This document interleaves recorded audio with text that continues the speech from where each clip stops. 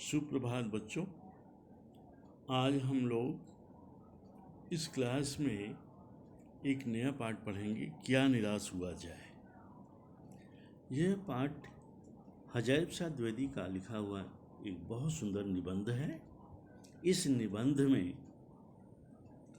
द्विवेदी जी ने यह दर्शाया है कि सच्चाई, ईमानदारी, भेदभाव, परोपकार, दया, करुणा आदि ऐसे भाव होते हैं जो समाज का एक आधार है। और परिस्थितियाँ कितनी भी कैसी भी हो, परिवर्तित होती रहे, लेकिन इनका अस्तित्व कभी कम नहीं होता, कभी समाप्त नहीं होता। ये हमेशा एक तरह से ये बने ही रहते हैं। इसी ओर द्विवेदी जी ने संकेत किया है कि जीवन में अच्छे और बुरे दोनों प्रकार के अवसर भी आते हैं। ऐसे काम भी करने वाले लोग होते हैं, मिलते हैं, पर हम अच्छे काम करने वालों को देखकर जीवन के प्रति आशान्वित होते हैं। अच्छे काम करने वाले हमेशा आदरणीय होते हैं, सम्माननीय होते हैं, और हम सब भी ऐसे ही लोगों को पसंद करते हैं। ऐसे लोगों को देखकर जीवन में एक आशा का भाव जगता है, निराशा का भाव मिट जाता है। तो क्या निराश हुआ जाए, इस पाठ में द्विवेदी जी ने यही बताई है। ये बहुत सुंदर और बहुत ही शिक्षाप्रद ये निबंध है। हम आपको सबसे पहले इस पाठ का संक्षिप्त सारांश आपको बताएंगे कि इस पाठ में सबसे पहले लेखक का विचार क्या है, लेखक का मन क्या है। सबसे पहले हम आपको बताएं, आपके भी घर में या कहीं भी आप देखते हैं, सबसे पहले लोग उठते हैं, समाचार पढ़ते हैं, चाय पीते हैं, समाचार पढ़ते हैं। द्विवेदी जी भी यही, लेखक जब समाचार पत्र को पढ़ता है तो उस समाचार पत्र में तमाम ऐसी खबरें छपती हैं जिन्हें देखकर मन घृणित हो जाता है, मन दुखी होता है। जैसे चोरी, डकैती, लूटमार, तस्करी, भ्रष्टाचार आदि ऐसे समाचार मिलते हैं जिसको सुनकर, देखकर कोई भी ईमानदार व्यक्ति दुखी हो जाता है। हर व्यक्ति में कुछ न कुछ गुण और दोष जरूर होते हैं। दोषों को उभारने से गुण छिप जाते हैं। इसे दोष को नहीं उभारना चाहिए। किसी के अगर अंदर कोई दोष है तो आप जानिए और जान के उसको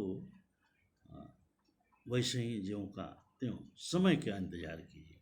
इसे दोषों को उभारने से गुण छिप जाते हैं। यह अवश्य चिंता का एक कारण होता है ना, छिप जाते हैं। लेकिन लेखक को लगता है कि भारत की धरती मनीषियों की धरती है, विद्वानों की धरती है, पढ़े लिखे लोगों की धरती है, और मानवता इसका आधार है। ठीक है। आर्य और द्रविड़, आप देखेंगे इतिहास में हिंदू और मुसलमान, यूरोपीय और भारतीय आदर्शों की मिलन भूमि, महामानव कभी नहीं सूखता, कभी नहीं मिटता। या भारत तो सभी संस्कृतियों के मिलन का केंद्र है, चाहे वह चाइनीज हो, चाहे द्रविड़ हो, चाहे हिंदू मुसलमान हो, चाहे यूरोप के लोग हों, सबका आदर्श इसमें छिपा हुआ है। और ये मानवता का विशाल सागर यहाँ देखने को मिलता है। विभिन्न प्रकार की जाति बोधें मिलकर एक रूप ग्रहण करती हैं और अनेक संप्रदायों का समावेश इसमें दिखता है। इस तरह से लेखक का यह मन है कि अ, हम लोगों को कभी यह सब चीज़ देख कर निराश नहीं होना चाहिए। आगे उन्होंने कहा कि आंतरिक भावनाओं की महानता। लेखक का मत है कि भारत में कभी भी भौतिक चीज़ों को महत्व नहीं दिया जाता। मनुष्य के अंतर्मन के भाव को विशेष माना जाता है। भले ही सभी के हृदय में लोभ, मोह, काम, क्रोध का भाव रहता है, पर उन्हें प्रधान मानकर अपने मन को उनके इशारे पर चलना उचित नहीं माना गया, बल्कि संयम से उसे बांधने का प्रयास किया गया। लेकिन जब कभी इसकी आवश्यकता पड़ जाए तो इसका प्रयोग किया जाता है। जैसे बीमार के लिए दवा, अगर कोई बीमार होता है तो दवा दी जाती है, जैसा भी हो। नहीं तो फिर लोग इस सारी चीज़ों को अपने मन में समेटे हुए जैसे ज़रूरत पड़ती है उसका हम उपयोग कर लेते हैं। भारतवासी इसका उपयोग करते हैं। तो क्या निराश हुआ जाए। मैं द्विवेदी जी ने ढेरों सारी बातें आपके जीवन से संबंधित बताई है। अब आगे देखिए, समाज का उन्होंने बहुत अध्ययन किया और समाज के बारे में भी बताया है कि लोगों का स्वार्थी हो जाना कैसा प्रभाव डालता है। ठीक है, लेखक सोचता है कि देश के करोड़ों दलित जनों को लाभ पहुंचाने वाले कार्यों की व्यवस्था की जाती है, जिससे कृषि, उद्योग, वाणिज्य, शिक्षा और स्वास्थ्य की स्थिति को सुधारा जा सकता है। लेकिन लक्ष्य तो साधे ही जाते हैं, पर पूरा नहीं किया जाता है। ऐसे में जिन लोगों को सुख सुविधाएं दी जानी चाहिए वे सुख से वंचित हो जाते हैं और दूसरे स्वार्थी लोग उसका फ़ायदा उठा लेते हैं। इसलिए इस बात का उन्होंने कहीं कहीं जिक्र किया है। आगे उन्होंने कहा है कि कानून और धर्म में अंतर क्या होता है। जैसा कि द्विवेदी जी ने बताया कि भारतवर्ष की ये विशेषता रही है कि यहाँ कानून को सदा धर्म के रूप में देखा जाता है। कानून को हमेशा धर्म के रूप में देखा जाता है, लेकिन वर्तमान में कानून और धर्म में बड़ा ही अंतर कर दिया गया है। लोग मानते हैं कि धर्म को धोखा नहीं दिया जा सकता, लेकिन कानून को धोखा दिया जा सकता है। यही कारण है कि लोग धर्म से डरते हैं, कानून का लाभ उठाते हैं। आपने देखा होगा, आप तो कभी कभी फिल्म वगैरह देखते हैं, और हम भी एक फिल्म से बहुत कुछ नसीहत सीखे हैं। ऐसा नहीं है कि फिल्म बहुत ख़राब होती है, समाज का एक आईना है ये फिल्म जो है ना। समाज में अच्छे बुरे, अच्छाइयाँ बुराइयाँ, कमियाँ, दोष, कुछ नसीहतें दी गई हैं, तो बताया जाता है। लोग अंधा कानून में आपने देखा कि कानून की किस तरह से धज्जियाँ उड़ा दी जाती हैं और कानून को अंधा मान लिया जाता है। साबूत के न मिलने पर सही बात गलत हो जाती है और गलत बात सही हो जाती है। अगर साबूत न मिले तो निर्दोष दोष रहित होता है, और दोषी ये जो दोषी है निर्दोष हो जाता है, और निर्दोष जो दोषी हो जाता है। इस तरह से धर्म और कानून में बड़ा ही अंतर बताया गया है ना। और लोग धर्म का फायदा, धर्म से डरते हैं, कानून का फायदा उठाते हैं। धर्म के विरुद्ध नहीं जाएंगे, कानून के विरुद्ध जा सकते हैं। ठीक है, आगे देखिए, उन्होंने ये भी बताया है कि ऊपर से भले ही चाहे कोई भी कुछ भी कहे, पर धर्म सदा कानून से बड़ा तो रहा है।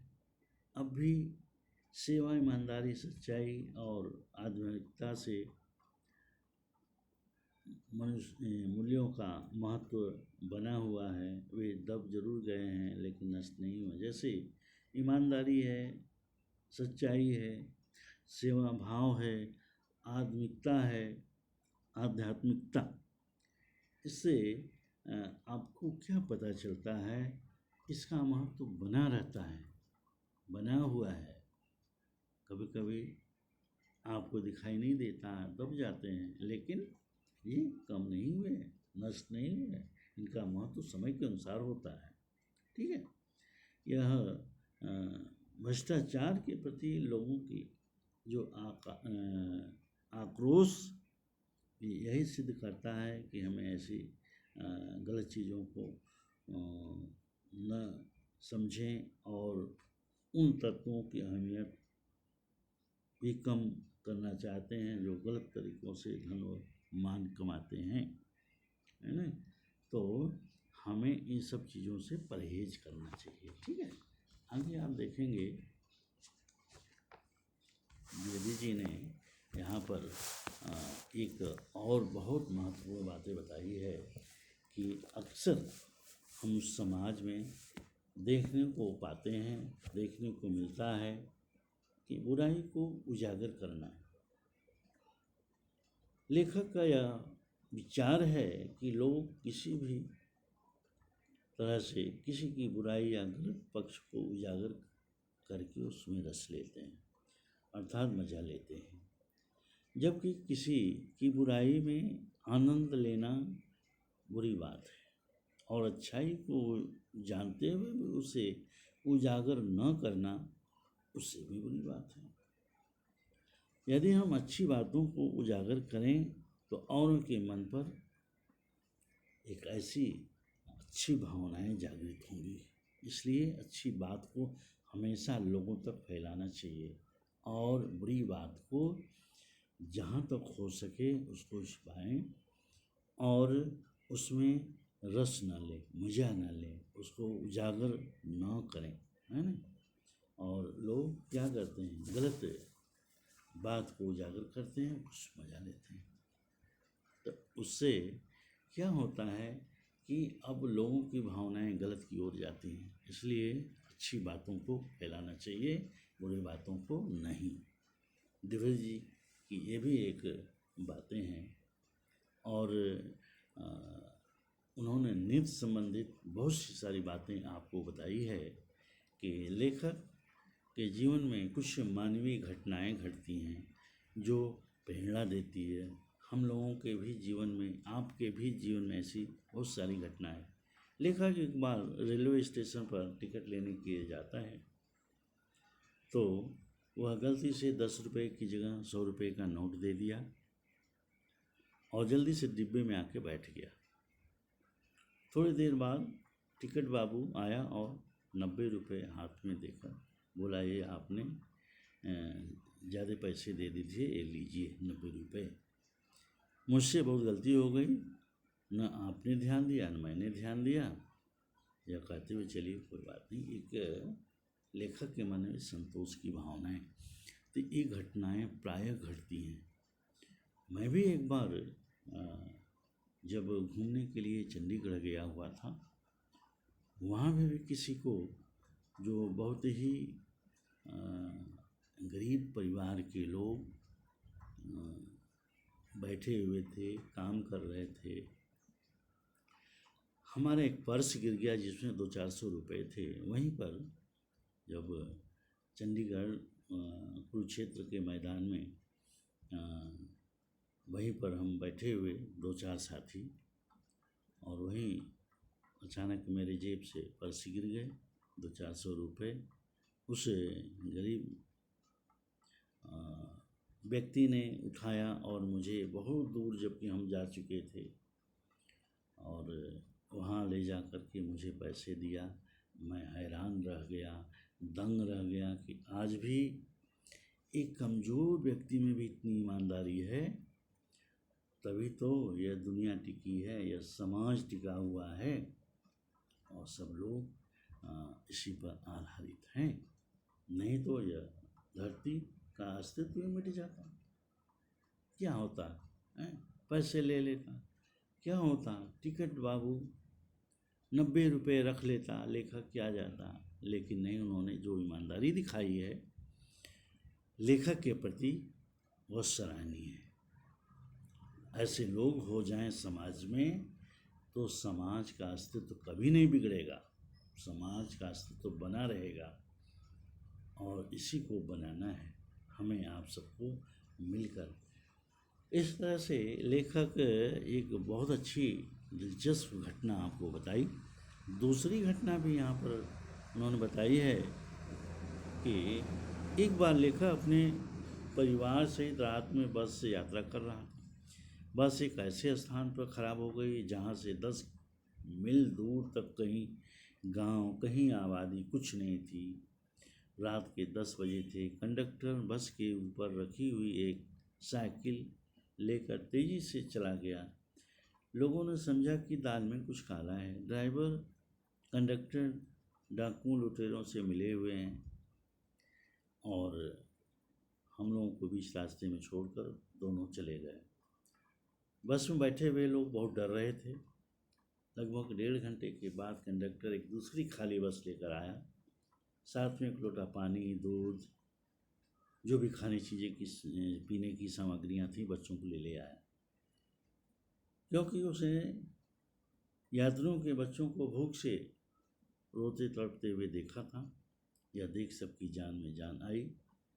इन दोनों घटनाओं के आधार पर लेखक ने बताया कि चाहे जैसी भी घटनाएं हों, पर संख्या की दृष्टि से कम होने पर भी जीवन आस्था की दृष्टि से बहुत ही मूल्यवान है।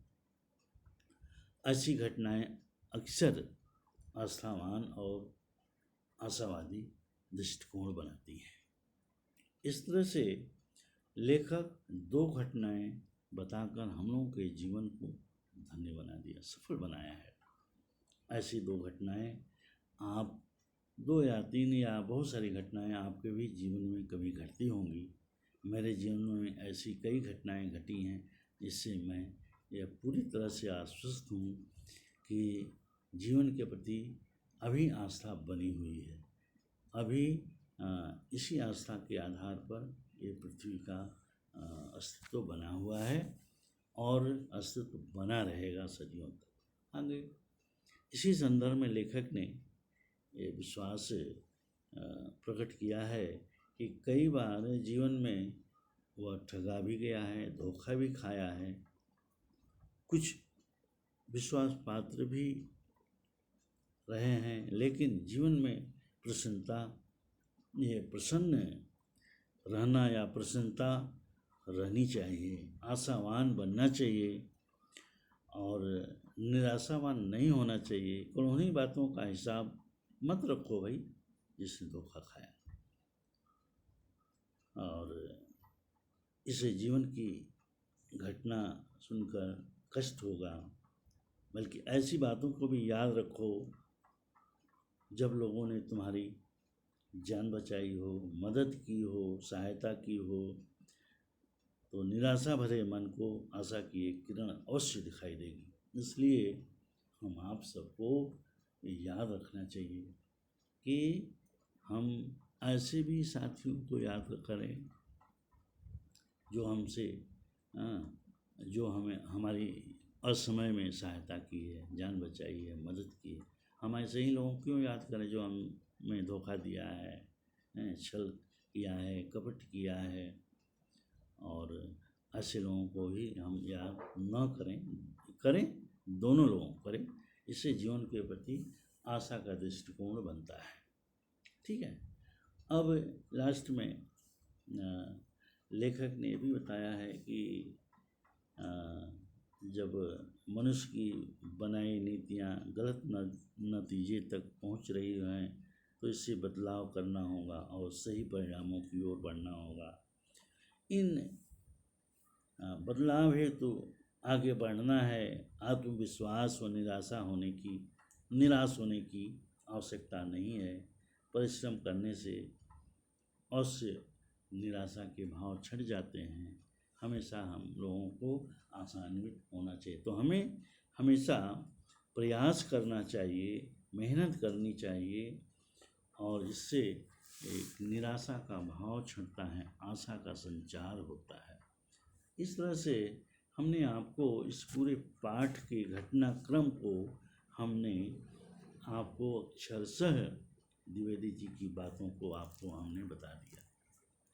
अब आपको इसमें जो भी बातें थी बहुत अच्छी तरह से आपको हमने समझाया, बताया। कुछ कठिन शब्द इसमें होंगे, पाठ हम लोग जैसे जैसे पढ़ेंगे और इसमें जो भी कठिन पैराग्राफ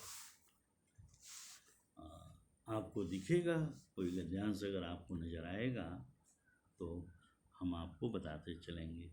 तो इसमें आप सब लोगों ने पढ़े होंगे। एक पैराग्राफ आपको 3-4 लाइन का मैं आपको बता रहा हूँ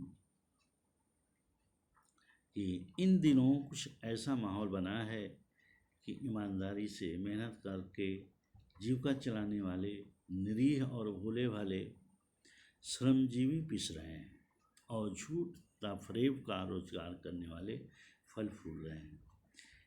ईमानदारी को मूर्खता का प्रयास समझा जाने वाला बात बताया गया है। सच्चाई केवल भीरू और बेबस लोगों के हिस्से पड़ी हुई है।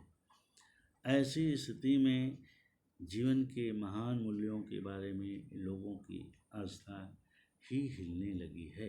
एक पैराग्राफ है 4 लाइन का और आपको इसमें कुछ शब्द हैं, कुछ कठिन प्रश्न हैं, उसको हमें आपको बताना है। सबसे पहले कि ऐसी स्थिति में जीवन के महान मूल्यों के बारे में लोगों की आस्था क्यों हिल रही है। ये जो 4 लाइन का पैराग्राफ है, मैंने आपको इसमें एक बहुत अच्छी बात बताना चाहता हूँ कि आजकल ईमानदारी से काम करने वाले लोगों को मूर्ख समझा जाता है। आज पूरा हमारा समाज इस तरह से दिखाई दे रहा है। समाज में ऐसी भ्रांतियाँ फैली हैं। ईमानदारी से काम करने वाले लोगों को मूर्ख समझा जाता है। भीरू व बेबस अर्थात डरपोक व लाचार लोग ही सच्चाई के मार्ग पर चलते हैं। ये लोगों की मान्यता है, हम लोग जानते हैं।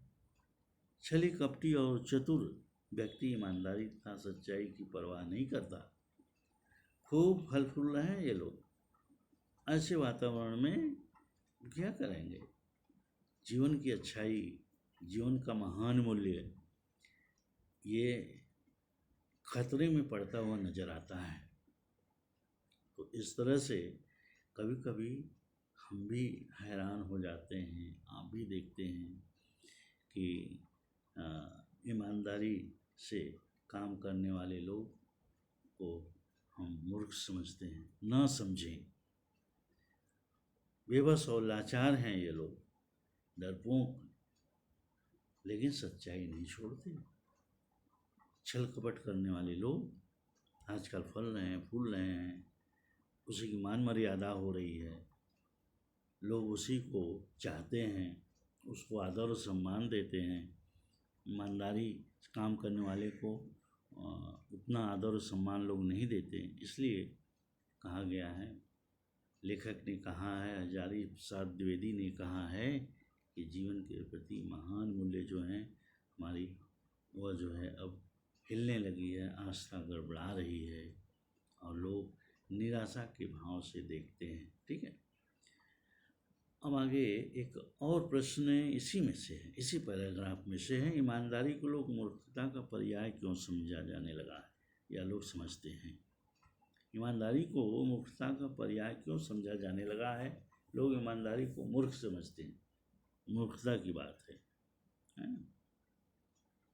तो इसमें आप देखिए, ईमानदारी को मूर्खता का पर्याय समझा जाने लगा है क्योंकि समाज में ईमानदार लोग बहुत कम संख्या में रह गए हैं। आप भी देखते हैं, हम भी देखते हैं, ईमानदार लोग कहाँ हैं, बहुत कम लोग हैं। और जो हैं उनको हम बेबस और लाचार पाते हैं, उन्हें मूर्ख समझते हैं। यदि वे अपने नियम कानून के आधार पर कोई कार्य करते हैं तो उन्हें मूर्ख समझा जाता है। तो इसीलिए कहा गया कि ईमानदारी को मूर्खता का प्रयास समझा जा रहा है। ये लोग अपनी बड़ी मेहनत, अपने त्याग, अपनी लगन से निष्ठावान होकर कार्य करते हैं तो लोग यही समझते हैं कि महाबेवकूफ़ है, और ऐसा नहीं सोचना चाहिए। ठीक है। एक जगह पर द्विवेदी जी ने कहा है कि आजकल का माहौल कैसा है, आजकल का माहौल कैसा बना हुआ है। ये बहुत ही अच्छा प्रश्न है और बहुत बढ़िया प्रश्न है। आजकल जो वातावरण सभी लोग देख रहे हैं, जान रहे हैं, सब लोग इस वातावरण में रहते हैं, लेकिन ये वातावरण ये कैसा है या माहौल कैसा बना हुआ है, ठीक है। तो हम इसका उत्तर आपको बता रहे हैं कि आजकल का माहौल देखिए बड़ा विचित्र हो गया है, कहने लायक नहीं है। आज ऐसे व्यक्ति को हम ईमानदारी से मेहनत करने वाले को या मेहनत से काम करने वाले को जीवन निर्वाह करना जो पड़ता है वह अत्यधिक